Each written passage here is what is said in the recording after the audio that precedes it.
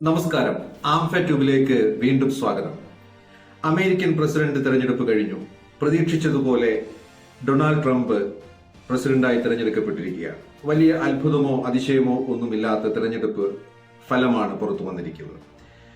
ഈ അടുത്ത് അമേരിക്ക സന്ദർശിച്ചപ്പോൾ, അമേരിക്കയുടെ പല സ്റ്റേറ്റുകളും സന്ദർശിച്ചപ്പോൾ പൊതുവെ ഒരു ഡെമോക്രാറ്റിക് പാർട്ടികളോട് ആഭിമുഖ്യമുള്ളവർ പോലും അടുത്തൊരു തെരഞ്ഞെടുപ്പിൽ ബൈഡന്റെ അനുയായികളായിട്ടുള്ളവരോ വരാനുള്ള സാധ്യത കുറവാണ് എന്ന് പരക്കെ പറയാറുണ്ടായിരുന്നു. ട്രംപ് പൊതുവെ ഒരു എക്സെൻട്രിക് മനുഷ്യനാണ് എന്ന് അറിയപ്പെട്ടാൽ പോലും ഈ തെരഞ്ഞെടുപ്പിൽ ഡൊണാൾഡ് ട്രംപ് അധികാരത്തിലേക്ക് US പ്രസിഡന്റായി വരും എന്നത് ഏകദേശം നിശ്ചയമുള്ള കാര്യമായിരുന്നു. ട്രംപ് അധികാരത്തിലേക്ക് വന്നതിന് ശേഷം ട്രംപിനെ ഇലക്ഷൻ ക്യാമ്പയിനിങ്ങിൽ സഹായിച്ച എലോൺ മസ്ക് പോലെയുള്ള, വിവേക് രാമസ്വാമി പോലെ ഇലക്ഷൻ കാൻഡിഡേറ്റ് ആയി നിന്നിട്ട് പിൻവാങ്ങിയ, ട്രംപിന് വേണ്ടിയിട്ട് പിൻവാങ്ങിയവരുൾപ്പെടെ ക്യാബിനറ്റിലേക്ക് കൊണ്ടുവന്നുകൊണ്ട് വളരെ ഒരു ദ്രുതഗതിയിലുള്ള ചലനങ്ങളിലേക്ക് ട്രംപ് കടന്നിരിക്കുകയാണ്. അപ്പോൾ ഈ ഒരു സാഹചര്യത്തിൽ ബിസിനസ് മേഖലയുമായി ബന്ധപ്പെട്ട്, വ്യാപാര മേഖലയുമായി ബന്ധപ്പെട്ടുള്ള സാധ്യതകൾ, പ്രതിസന്ധികൾ, വിഷയങ്ങൾ ആണ് ആംഫെ ട്യൂബിൽ നമ്മൾ കൈകാര്യം ചർച്ച ചെയ്യാൻ ഉദ്ദേശിക്കുന്നത്. വളരെ പ്രശസ്തമായിട്ടുള്ള ഒരു സ്ട്രാറ്റജിയാണ് ചൈന +1 പോളിസി എന്നത്. China +1 or +1 or C+1 policy എന്നറിയപ്പെടുന്ന ഒരു സ്ട്രാറ്റജി. മിഷിഗൻ പോലെയുള്ള, ടെക്സസ് പോലെയുള്ള സ്ഥലങ്ങളിൽ പ്രവർത്തിക്കുന്ന ഇൻഡസ്ട്രികൾ പൊതുവെ പറയപ്പെടുന്ന ഒരു കാര്യമാണ്. ഇൻഡസ്ട്രിയിൽ ഒരു സോഴ്സ് എന്ന രീതിയിൽ ചൈനയാണ് എല്ലാ ഇൻഡസ്ട്രികളും പൊതുവെ ആശ്രയിച്ചു കൊണ്ടിരിക്കുന്നത്. പക്ഷെ അതിന് രാഷ്ട്രീയമായി, സാമ്പത്തികമായിട്ട് ഒരുപാട് ഭീഷണി അങ്ങനെ ഒരു നിലപാടിലൂടെ കൈവരാൻ സാധ്യതയുണ്ട്. പല ഉപകരണങ്ങളും ഒരു സ്പൈയിങ് ഒരു യൂണിറ്റ് ആയിട്ട് ഉപയോഗിക്കപ്പെടാൻ കൂടിയുള്ള സാധ്യതകളുണ്ട്. ഒരു മൊണോപ്പൊളിയായിട്ട്, ഒരു കുത്തകയായിട്ട് ഒരു രാജ്യത്തിന്റെ സാമ്പത്തിക മേഖല മറ്റൊരു രാജ്യത്ത് ഒരു ആഗോള വ്യവസായത്തെയും ഒക്കെ നിയന്ത്രിക്കുന്ന, കടിഞ്ഞാണിൽ ഒതുക്കുന്ന ഒരു സാഹചര്യത്തിലേക്ക് അത് പോകാൻ സാധ്യതയുണ്ട് എന്ന് തിരിച്ചറിഞ്ഞുകൊണ്ട് അമേരിക്കയിൽ പ്രവർത്തിക്കുന്ന കമ്പനികൾ, അമേരിക്കയിലെ രാഷ്ട്രീയ സംഘടനകളും അതോടൊപ്പം സാമ്പത്തിക മേഖലയിൽ കൈകാര്യം ചെയ്യുന്നവരുമൊക്കെ പോളിസിയാണ് ചൈന +1 പോളിസി എന്നത്. ചൈനയല്ലാത്ത മറ്റൊരു രാജ്യത്തെ, മറ്റൊരു സോഴ്സ് കണ്ടെത്തുക, ഓരോ കോമ്പണൻസ് ഡെവലപ്മെന്റ്, ഒരു അസംബ്ലിയിലേക്ക് വേണ്ടുന്ന കോമ്പണൻസ്, അതിന്റെ സബ് അസംബ്ലി പാർട്സ് അതെല്ലാം കണ്ടെത്തുന്നതിന് വേണ്ടിയിട്ട്, നിർമ്മിക്കുന്നതിന് വേണ്ടിയിട്ട് ചൈനയല്ലാത്ത മറ്റൊരു സമാന്തരമായിട്ടൊരു മാർക്കറ്റ് കൂടി കണ്ടെത്തുക എന്നുള്ളതാണ് ചൈന +1 പോളിസിയുടെ ചുരുക്കം. ഇതിന്റെ ഭാഗമായിട്ട് മുൻകാലങ്ങളിൽ തന്നെ പല കമ്പനികളും ഓൾട്ടർനേറ്റ് സോഴ്സുകൾ ഡെവലപ്പ് ചെയ്യുന്നതിലേക്ക് വളരെ വ്യാപൃതരാണ്. ഈ ഒരു സാഹചര്യത്തിൽ ട്രംപ് അമേരിക്കയെ വീണ്ടും ദ ഗ്രേറ്റ് അമേരിക്ക എഗെയിൻ എന്ന രീതിയിൽ ക്യാമ്പയിൻ ചെയ്തുകൊണ്ടിരിക്കുന്ന ട്രംപ് ചൈന പോലെ പ്രത്യക്ഷത്തിൽ തന്നെ ഭീഷണിയാകുന്ന രാജ്യങ്ങളുമായിട്ട് വളരെ കർശന നിലപാടിലേക്ക് പോകുമെന്നത് ഏകദേശം നിശ്ചയമുള്ള കാര്യമാണ്.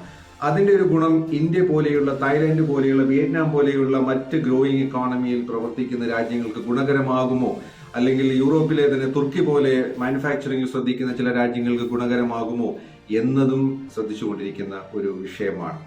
മറ്റു രാജ്യങ്ങളിലെ മാനുഫാക്ചറിംഗ്, നിർമ്മാണ മേഖലകളെ ത്വരിതപ്പെടുത്തുവാനും അതോടൊപ്പം ഇമ്പോർട്ട് എക്സ്പോർട്ട് റിലേറ്റഡ് ആയിട്ടുള്ള കാര്യങ്ങൾ, ലോജിസ്റ്റിക്സ് റിലേറ്റഡ് ആയിട്ടുള്ള കാര്യങ്ങൾ ഒക്കെ വളരെ സുഗമമാക്കുവാനും ഈസി ആക്കുവാനും വേണ്ടിയിട്ടുള്ള കാര്യങ്ങൾ നടപടി സ്വീകരിച്ചാൽ മാത്രമേ യഥാർത്ഥത്തിൽ ഈ പറയുന്ന ഒരു മാർക്കറ്റിലേക്കുള്ള ഒരു ഗ്യാപ്പ്, ചൈന +1 എന്ന് പറയുന്ന ഒരു ഗ്യാപ്പ് ഉപയോഗപ്പെടുത്തുവാൻ മറ്റു രാജ്യങ്ങൾക്ക് കഴിയൂ എന്നുള്ളത് വളരെ നിശ്ചയമുള്ള കാര്യമാണ്.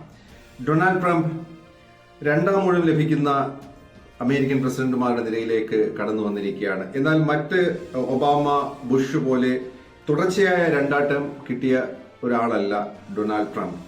ഒരു ഗ്യാപ്പിന് ശേഷം, ഒരു ഇടവേളയ്ക്ക് ശേഷമാണ് ട്രംപ് പ്രസിഡന്റായി മാറുന്നത്. അമേരിക്കൻ ചരിത്രത്തിൽ ഇതിനു മുമ്പ് ഈ രീതിയിൽ തുടർച്ചയായ അല്ലാതെ 2 ഊഴം ലഭിച്ച പ്രസിഡന്റ് എന്ന് പറയുന്നത് ഗ്രോവർ ക്ലീവ്ലാൻഡ് ആണ്. 1893 മറ്റോ ആണ് അത്. ഡൊണാൾഡ് ട്രംപ് പ്രത്യക്ഷത്തിൽ തന്നെ ഇമ്പോർട്ട് താരിഫ് കൂട്ടിക്കൊണ്ടുള്ള ഒരു നടപടികളിലേക്ക് കടക്കുമെന്നാണ് പ്രതീക്ഷിക്കപ്പെടുന്നത്. ഈ ഇമ്പോർട്ട് താരിഫ് കൊണ്ട് പ്രധാനമായിട്ടും ഇറക്കുമതി ചെയ്യപ്പെടുന്ന വസ്തുക്കളുടെ നികുതി വർദ്ധിക്കുന്നതിലൂടെ രാജ്യത്തിന്റെ ആഭ്യന്തര ഉൽപാദനം മെച്ചപ്പെടുത്തുവാൻ വേണ്ടിയിട്ടും അതിൽ കൂടുതൽ മികവുകൾ കൊണ്ടുവരുവാനും ക്വാണ്ടിറ്റി കൊണ്ടും ക്വാളിറ്റി കൊണ്ടും എഞ്ചിനീയറിംഗ് കൊണ്ടും മാനുഫാക്ചറിംഗ് കൊണ്ടും എല്ലാം അതിനകത്ത് മികവ് കൊണ്ടുവരുവാൻ വേണ്ടിയിട്ട് കമ്പനികൾ ശ്രമിക്കുമെന്നുള്ളതാണ് ഇതിന്റെ ഫലമായിട്ട് പ്രതീക്ഷിക്കപ്പെടുന്നത്. 1964 അമേരിക്കയിൽ ചിക്കൻ ടാക്സ് എന്ന് പറയുന്ന ഒരു സംവിധാനം അന്നത്തെ പ്രസിഡന്റ് ആയിരുന്ന ലിൻഡൻ ബി ജോൺസൺ കൊണ്ടുവന്നിരുന്നു. അത് പ്രധാനമായിട്ടും അമേരിക്കയിൽ ഉൽപ്പാദിപ്പിക്കുന്ന പൗൾട്രി പ്രൊഡക്ട്സ്, ആ ചിക്കൻ പ്രൊഡക്ട്സിന്റെ ഒരു പ്രതിസന്ധി, അതിൽ പല രാജ്യങ്ങളിലും പ്രത്യേകിച്ച് യൂറോപ്യൻ രാജ്യങ്ങളിൽ ചുമത്തിയിരുന്ന അധിക നികുതി കാരണം ഈ പോൾട്രി പ്രൊഡക്ട്സിന്റെ ഒരു കച്ചവടത്തിൽ വ്യാപാരത്തിൽ ഉണ്ടായ ഒരു പ്രതിസന്ധിക്ക് പ്രതികാരമെന്നോണം അതിനെ ചലഞ്ച് ചെയ്യാൻ വേണ്ടിയിട്ട് യൂറോപ്പിൽ നിന്നും മറ്റും അമേരിക്കയിലേക്ക് ഇറക്കുമതി ചെയ്തിരുന്ന ഓട്ടോമൊബൈൽ പ്രൊഡക്ട്സിന് പ്രത്യേകമായി അധികമായിട്ട് ഇമ്പോർട്ട് താരിഫ് ചുമത്തിയ 25%, 25% ഇറക്കുമതി തീരുവ ചുമത്തിക്കൊണ്ടുള്ള ഒരു നടപടിയായിരുന്നു ഈ ചിക്കൻ ടാക്സ് എന്നത്. അതിന്റെ ഫലമായിട്ട് ഒരു ഇന്നോവേഷൻ ഉണ്ടായതാണ് യഥാർത്ഥത്തിൽ ആ ഒരു സംഭവത്തിന്റെ ഒരു നല്ല ഗുണമായിട്ട് ഇപ്പോഴും കണക്കാക്കപ്പെടുന്നത്. ഫോർഡിന്റെ F സീരീസ് ട്രക്ക്, ഈ ഫോക്സ് വാഗൻ പോലെ യൂറോപ്പിൽ നിന്നും വളരെ ലീഡിംഗ് ആയി നിന്ന അമേരിക്കൻ പ്രൊഡക്റ്റുകളിൽ അതിന്റെ വില വർധന ഉണ്ടാവുകയും ഈ ഇറക്കുമതി തീരുവ കാരണം അതിന്റെ വില വർദ്ധിക്കുകയും അതുകൊണ്ട് ആ വില വർധനവ് ചെറുക്കാൻ വേണ്ടിയിട്ട് ആഭ്യന്തര ഉൽപാദനത്തിലുള്ള ഫോർഡ് പോലെയുള്ള കമ്പനികൾ പുതിയ പ്രൊഡക്റ്റുകൾ, പുതിയ ബ്രാൻഡുകൾ, പുതിയ മോഡലുകൾ ഡെവലപ്പ് ചെയ്യുന്നു. ആ മോഡലുകളിൽ ഒന്നാണ് F സീരീസ് ട്രക്ക്. അതൊരു ഏകദേശം 2 തലമുറകളോളം വളരെ വിജയകരമായിട്ട് അമേരിക്കൻ മാർക്കറ്റ് വാണരുളിയ ഒരു മോഡലാണ്. അത്തരം രീതിയിൽ പലപ്പോഴും ഒരു ആന്തരികമായിട്ടുള്ള നിയന്ത്രണങ്ങൾ, ഇറക്കുമതി നിയന്ത്രണങ്ങൾ പലപ്പോഴും നല്ല റിസൾട്ട് ഉണ്ടാക്കും. എന്നാൽ ഇന്നത്തെ ഒരു ലോകക്രമം മൊത്തത്തിൽ പരിശോധിച്ചു കഴിഞ്ഞാൽ ഓരോ രാജ്യത്തിനും ഒറ്റയ്ക്കൊറ്റയ്ക്ക് നിന്നുകൊണ്ട് കാര്യങ്ങൾ നീക്കുവാനോ മുന്നോട്ട് പോകാനോ ഒട്ടും സാധ്യമല്ലാത്ത ഒരു സാഹചര്യത്തിലൂടെയാണ് നമ്മൾ കടന്നു പോകുന്നത്. അത്രയും വളരെ ഇന്റർലിങ്ക്ഡ് ആയിട്ടുള്ള ഈ ഒരു സാഹചര്യത്തിൽ ഈ ഇറക്കുമതിയിൽ നിർത്തുന്ന അധികമായിട്ടുള്ള നിയന്ത്രണങ്ങളും ആഭ്യന്തര ഉൽപാദനത്തിൽ കൂടുതൽ ശ്രദ്ധിക്കാൻ വേണ്ടിയിട്ടുള്ള കൊണ്ടുവരുന്ന വളരെ ഫോഴ്സ്ഫുൾ ആയിട്ടുള്ള നടപടികളും ഗുണത്തെക്കാളേറെ ഒരുപക്ഷെ ദോഷത്തിലേക്കും നയിച്ചേക്കാൻ സാധ്യതയുണ്ടെന്നു കൂടി വിലയിരുത്തപ്പെടുന്നു. പ്രധാനമന്ത്രി മാർക്കറ്റിൽ അവൈലബിൾ ആയിട്ടുള്ള പ്രൊഡക്ട്സിന്റെ കുറവ് യഥാർത്ഥത്തിൽ അതിന്റെ ഡിമാൻഡ് കൂടുന്നതിലേക്കും, ആ ഡിമാൻഡ് കൂടുമ്പോൾ തീർച്ചയായിട്ടും അതിന്റെ വില വർദ്ധിക്കുന്നു. ആ വില വർധനവ് എന്ന് പറയുമ്പോൾ ഒരു ഇൻഫ്ലേഷൻ, ഒരു പണപ്പെരുപ്പം എന്നതിലേക്ക് കൂടി അത് മുന്നോട്ട് പോകാൻ സാധ്യതയുണ്ട്. അത് മറ്റൊരു സാമ്പത്തികമായ വെല്ലുവിളികളിലേക്ക്, സാമ്പത്തികമായ പ്രതിസന്ധിയിലേക്കും കൊണ്ടുവരാൻ കൂടി സാധ്യതയുണ്ട് എന്നുള്ളതാണ് വാസ്തവം. ട്രംപ് അധികാരമേറ്റ ഈ ഒരു സാഹചര്യത്തിൽ ആ ഒരു കാലയളവിൽ കൂടുതൽ മെച്ചപ്പെട്ട തീരുമാനങ്ങൾ ഉണ്ടാകട്ടെ. മറ്റ് രാജ്യത്തു നിന്നും ആൾക്കാർ കടന്നു വരുന്നതിന്, പ്രത്യേകിച്ച് മെക്സിക്കോ പോലെയുള്ള അയൽ രാജ്യങ്ങളിൽ കുടിയേറുന്നവരുടെ നിയന്ത്രണം പ്രത്യേകിച്ച് ലക്ഷ്യമാക്കിയിട്ടുള്ള ചില നടപടികൾ, അത് മെക്സിക്കോ മാത്രമല്ല. യഥാർത്ഥത്തിൽ മെക്സിക്കോയെ ടാർഗറ്റ് ചെയ്യുന്നതിന് പ്രധാന കാരണം അമേരിക്കയുടെ മറ്റൊരു ഉൽപാദന മേഖല എന്നുള്ള രീതിയിൽ തന്നെയാണ് മെക്സിക്കോ പ്രവർത്തിക്കുന്നത്. മെക്സിക്കോയിൽ ഒരുപാട് ഫാക്ടറികളുണ്ട്, ഒരുപാട് ഇൻഡസ്ട്രികളുണ്ട്.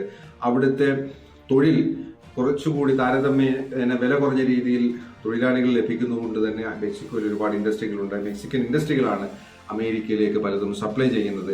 പക്ഷേ China+1 പോളിസിയിൽ ചൈനയെ നിയന്ത്രിച്ചു നിർത്തുമ്പോൾ ചൈന കമ്പനികൾ ഏറ്റെടുക്കുന്ന അല്ലെങ്കിൽ അവർ സ്വീകരിക്കുന്ന ഒരു തന്ത്രം എന്നത് മെക്സിക്കോ പോലെയായിട്ടുള്ള സമീപ പ്രദേശങ്ങളിലുള്ള മാർക്കറ്റുകളിൽ അവർ കടന്നു കയറുകയും ആ മാർക്കറ്റിലൂടെ ഒരു മറഞ്ഞ് നിന്നുകൊണ്ട് തന്നെ ചൈനീസ് പ്രൊഡക്റ്റുകളും ചൈനീസ് കമ്പനികളും ഈ അമേരിക്കയിലേക്ക് കടന്നു വരുകയും ചെയ്യുന്ന ഒരു സ്ട്രാറ്റജി കാണാറുണ്ട്. അപ്പൊ അതുകൊണ്ട് തന്നെ ഇത്തരം ചെറുത്തുനിൽപ്പുകൾക്ക് നിയന്ത്രണങ്ങൾ കൂടുതൽ ഉണ്ടാവാൻ സാധ്യതയുണ്ട്. അതോടൊപ്പം പഠന ആവശ്യാർത്ഥം, ജോലി ആവശ്യാർത്ഥം മറ്റു രാജ്യങ്ങളിൽ നിന്നും അമേരിക്കയിലേക്ക് പോകുന്നവർക്ക് കൂടി നിയന്ത്രണങ്ങൾ ശക്തമാകുന്നു എന്നുള്ളതാണ് ഇപ്പോൾ കണ്ടുവരുന്ന ചില രീതികളും ഒരുപക്ഷെ ആൾക്കാർ ആശങ്കപ്പെടുന്നത്.